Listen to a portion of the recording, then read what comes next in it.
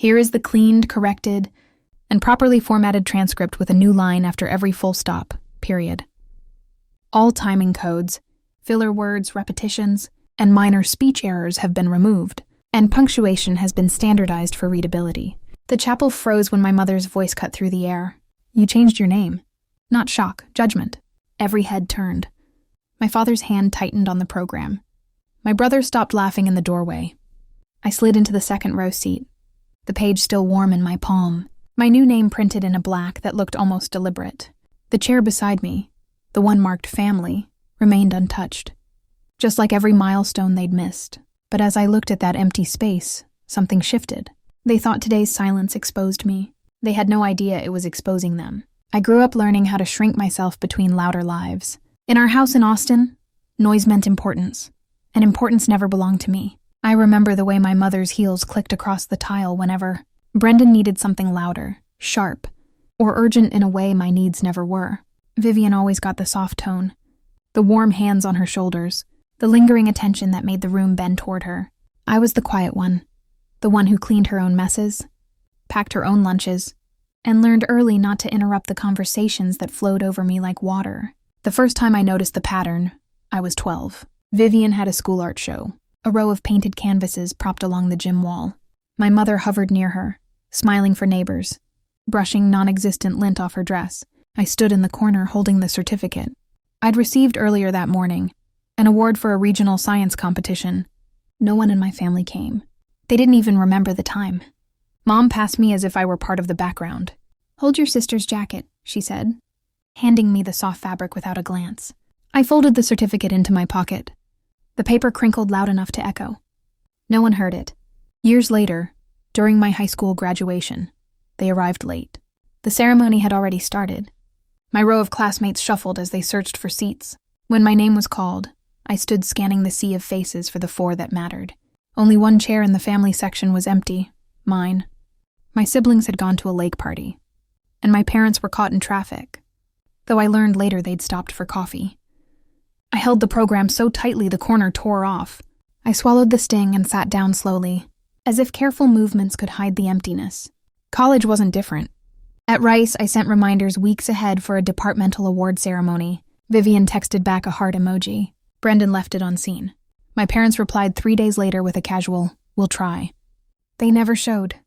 That night I ate takeout alone on the dorm steps, my award resting beside me, still inside the envelope they didn't open. The older I got, the quieter I became. I learned that pushing back only led to Mom's familiar refrain, "Don't be dramatic, Evelyn." Dad would nod in agreement without lifting his eyes from his phone. My protests became shorter each year until they disappeared entirely. The last flashback that stayed with me, stuck like a splinter, was the ceremony where I presented early research on desalination. 5 seats reserved. All empty, I held a folded program in my hand, smoothing the same crease over and over, trying to pretend the hollow beside me wasn't noticeable. A text buzzed, then a photo of Brendan grilling at a backyard party. "Wish you were here," he wrote. He didn't mean it. That was the day I learned my place in the family, a quiet space at the edge of their lives, never truly seen unless I stayed silent.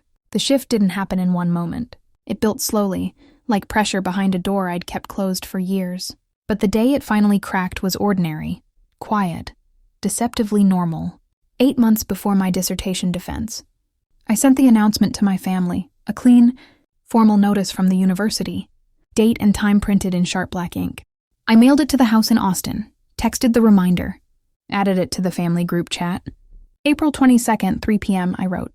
My mother responded hours later with a distracted, "So proud, sweetheart." Vivian sent a thumbs up. Brendan typed nice. I told myself it was enough. Through winter, I repeated the date at every Sunday dinner. Mom nodded without lifting her eyes from her phone. Dad murmured something that might have been agreement. Vivian talked about her kids' soccer schedules. Brendan circled back to his latest barbecue experiments. I reminded them anyway. 5 months, 3 months, 6 weeks, 2. Each reminder felt like tapping on a locked window, soundless from the other side. Then in February, Brendan posted the invitation, Spring Barbecue Bash. The graphic said April 22nd, 1 p.m. to 6 p.m. I stared at the screen long enough for the pixels to blur.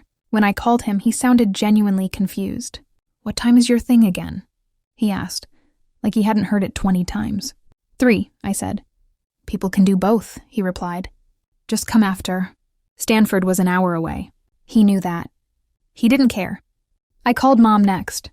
She laughed softly. Honey, don't be dramatic. We'll work something out. But I felt it then, the quiet, sinking certainty. They weren't confused. They weren't busy. They simply chose something else, someone else, like always. The final confirmation came the day before my defense. Mom answered over loud music, her voice thin between bursts of laughter. I'm at Brendan's helping set up, she said. Total chaos here. And tomorrow? I asked. 3, right? We'll be there, she said, distracted. Vivian's bringing dessert. She hung up before I could respond. The next afternoon, standing in the hallway outside Patterson Hall, my phone buzzed. Where are you? Mom asked. We're all at Brendan's. I didn't answer immediately. I let the silence fill the space between us, heavy and final. And in that silence, something inside me clicked into place. I didn't cry in the hallway outside Patterson Hall. I didn't call anyone back. I didn't explain. I gathered my notes, walked into the auditorium, and defended 8 years of work to a room missing 5 faces that should have been there. And when it was over, when congratulations, Dr. Evelyn Brennan echoed across the chamber, I felt nothing but an ache so familiar it was almost quiet. That night, while messages from my family stacked unanswered on my screen, I sat alone in my apartment with the blinds half closed. The glow from my desk lamp pulled across the table, washing over piles of research papers, my laptop, and the program from the ceremony. I smoothed the crease running down its center one last time. Then I opened my laptop and created a folder titled Transition. No emotions, no hesitation. Just a folder and the first step toward a life they would no longer have access to. I started with the essentials. I downloaded the name change petition from the county website and printed it. The sound of the printer humming in the quiet apartment felt strangely grounding. Instruction pages required documents, identification guidelines. I highlighted each section with steady strokes. My pen didn't waver once. Next, financial accounts. I logged into each one, updating contact information, saving statements into the new folder labeled Records. I exported 2 spreadsheets, one listing every account tied to my old name, another mapping how each would shift under the new one. It wasn't revenge. It was order. By midnight, the folder held more structure than my family had offered me in years. The next morning, I woke early. The air was cool, sunlight sharp through the blinds. I brewed a cup of coffee, the steam rising in slow ribbons while I reviewed the petition one last time. Then I changed clothes, navy blouse, pressed slacks, hair pulled neatly back, and drove to the county courthouse. The building loomed pale and quiet against the sky. Inside, the clerk slid a stack of forms toward me. Fill these out, she said. I nodded, found a seat by the window, and began. Line by line, signature by signature, my new name, Evelyn Morrison, settled into each blank space like it belonged there. When I handed the documents back, the clerk stamped the top page. The sound was crisp, final. Processing takes a few weeks, she said. That's fine, I replied. Outside, the sun felt different, clearer, less like something I had to earn. The next phase took days, quiet ones. I updated my email first, a clean address unlinked to family. I transferred all research materials to a new cloud drive and deleted the old one. I archived messages from colleagues, mentors, and friends. The only thing I didn't delete was a small folder named Ruth, filled with photos of my grandmother and the birthday, letters she'd mailed me through college. Her handwriting had always looked certain, even when mine trembled. By the end of the week, my digital life no longer contained the name Brennan. The physical transition came next. I boxed up my apartment, books stacked neatly, clothes folded in long rows, frames turned face down and wrapped in paper. I stood in the center of the living room the night before the movers arrived, listening to the soft hum of the refrigerator, the faint buzz of a streetlight outside. My phone lit up every few minutes. Calls, texts, missed attempts to grasp what they'd never held in the first place. I didn't answer. When the truck pulled away, carrying everything I owned toward Portland, I locked the apartment door and rested my hand on the cool metal for a moment. Not sentiment, just stillness. The drive north took 2 days. Long stretches of highway, muted radio, rest stops with flickering vending machines. I stopped only for gas and coffee. Each mile felt like dissolving threads, thin frayed connections falling away behind me. Portland greeted me with gray skies and a soft drizzle. Perfect, I thought. A city where silence didn't feel like a punishment, but a way of breathing. My new apartment was small but bright, with a narrow balcony overlooking a quiet street lined with trees. I placed my boxes by the window and opened the one labeled work. Research papers, a notebook, a single photo of me and my grandmother at a long-past birthday dinner. I pinned it above my desk. The next morning, I walked into the environmental consulting firm that had offered me a position months earlier. A receptionist greeted me warmly. My new colleagues introduced themselves one by one. No one asked about my family. No one compared me to a sibling. I sat at my new desk, logged into my new account, and felt a strange, unfamiliar steadiness settle in my chest. In the evenings, I continued the quiet work. I changed the name on my driver's license, updated my voter registration, replaced my medical records, reassigned emergency contacts, closed the last bank account with the old surname. Each task brought its own small sound, the tap of keys, the click of a button, the soft rip of an envelope. Not dramatic, not triumphant, but precise, controlled mine. Some nights I'd sit at my desk with the window cracked open, letting the cool air drift inside. I'd reach for a form, a bill, a document, and feel that familiar tightening in my chest ease just a little. This time, I thought, sliding another page into the completed folder. I won't fix what they've broken. It wasn't a vow, just a boundary, finally written down. The notification arrived on a gray morning weeks after I'd settled into Portland. Your name change petition has been approved. It was a simple sentence. A quiet switch flipped. I printed the confirmation, the page still warm when I slipped it into a folder labeled Identity. The new documents, license, bank cards, workplace records, had already begun updating. Soon, nothing would carry the name my family forgot on purpose. I didn't announce it. I didn't message anyone. I just lived. But silence has a way of echoing when people expect noise. The first ripple came from an email forwarded to my new inbox by HR. Your emergency contact attempted access. My old number disconnected. My old email archived. My personnel file flagged them as unverified relationship. The system locked them out automatically. Another ripple arrived the following week. The apartment manager from Austin left a voicemail on my new work phone. Your family has been trying to reach us for your forwarding address. We cannot disclose without written consent. I didn't give any. A month later, I powered on the old phone I kept in a drawer. 83 missed calls from my mother. Dozens from Vivian, a handful from Brendan, one from Dad. Each voicemail grew more frantic than the last. Where are you? This isn't funny. We need to talk about the graduation. You're blowing it out of proportion. You can't just vanish. This silence is childish. You owe us an explanation. I owed them nothing. I turned the phone off and placed it back in the drawer. The air felt lighter. Then came the moment everything aligned. Great Aunt Ruth passed away quietly, peacefully.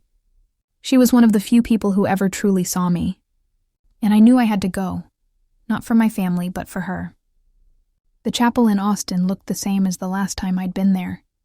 Polished wood, soft lighting, air thick with lilies. I arrived early and sat near the aisle, hands folded around the printed program. The name on it, Evelyn Morrison, was still strange to my family, but it wasn't strange to me. Not anymore. They arrived in a wave. My mother stopped mid-step when she saw me. You changed your name. It wasn't a question. It was an indictment. My father's jaw tightened. Vivian blinked in disbelief. Brendan looked like someone had slapped the air from his lungs. Their eyes flicked to the program, then to me, then back again. You should have told us, Mom said under her breath. You should have shown up, I replied, my voice level. She opened her mouth, ready to argue, but the chapel attendant signaled for quiet. During the service, they watched me more than the ceremony. Every so often, Mom's gaze slid toward me, confusion, frustration, something like fear. The same fear people feel when a familiar map has been redrawn without them. After the final hymn, she followed me outside. Evelyn, this isn't fair, she whispered. We made a mistake. Families move past things. I stood by my rental car, the soft wind shifting the edge of my coat. You chose a barbecue over my doctorate, I said. You didn't forget. You prioritized. That's not true. It is, I said. And now the systems I exist in only recognize people who show up. You weren't listed. The rest handled itself. Her face tightened as if the realization finally landed. There was no argument she could make to undo a court record. A state file, a digital identity. Love could be claimed, but paperwork was immune to guilt. Vivian approached next. You didn't have to go this far, she said. I didn't go far, I answered. I went where I was seen. Brendan didn't speak at all. I got into the car, closed the door, and watched their shapes blur through the windshield. They couldn't follow, not legally, not digitally, not emotionally. The life tied to my old name had ended without ceremony. The one tied to my new name had already begun. And for the first time, the loss wasn't mine. Portland settled around me the way a soft night settles around a cooling street, quiet, unhurried, indifferent in the gentlest way. Months passed, and the rhythms of my new life formed themselves without effort. I walked to work under low gray skies. I brewed coffee in the small kitchen of my apartment, the sound of water filling the silence instead of breaking it. On my desk, drafts of water reclamation models spread across the wood in careful lines, lit by a diffuse morning glow that made everything look calmer than I felt. Slowly, the stillness stopped feeling foreign. My name, Evelyn Morrison, appeared on memos and email signatures, on project briefs. Each time I saw it, something inside me anchored a little deeper. At meetings, colleagues asked for my opinion without comparing me to anyone else. After work, a coworker would invite me for coffee, or Alex would meet me at a small cafe tucked between two brick buildings. He listened. He remembered details. He asked about the desalination project I'd been refining for years. And he didn't pretend interest. He showed it. Some nights I'd sit on the balcony with a blanket around my shoulders, the city humming softly in the distance. The rain traced lines down the railing, steady and unbothered. I thought about the empty chair at my defense, the one I'd stared at for a long moment before starting my presentation. The image returned now and then, but its shape had changed. It wasn't an ache anymore, just a memory, small and flat, like a photograph tucked at the back of a drawer. I didn't hate them. That surprised me. Hatred required weight, and I no longer carried theirs. The paperwork had done one thing I never could. It carved a clean boundary, not a barricade, just a line. On one side, the life where I waited to be chosen.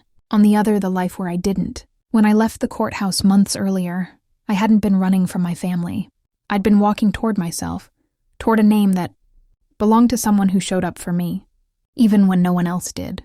Now, in the soft drizzle of an Oregon evening, I realized something quieter than forgiveness, simpler than closure. I wasn't missing anymore. I had arrived. Boundaries aren't punishments. They're proofs of where you finally learn to stand. My family spent years forgetting me in rooms I worked hard to enter, so I built a life in a place where showing up wasn't optional. Now when I sign my name, Evelyn Morrison, the silence that follows isn't empty. It's mine. And some doors stay closed simply because I no longer need them open.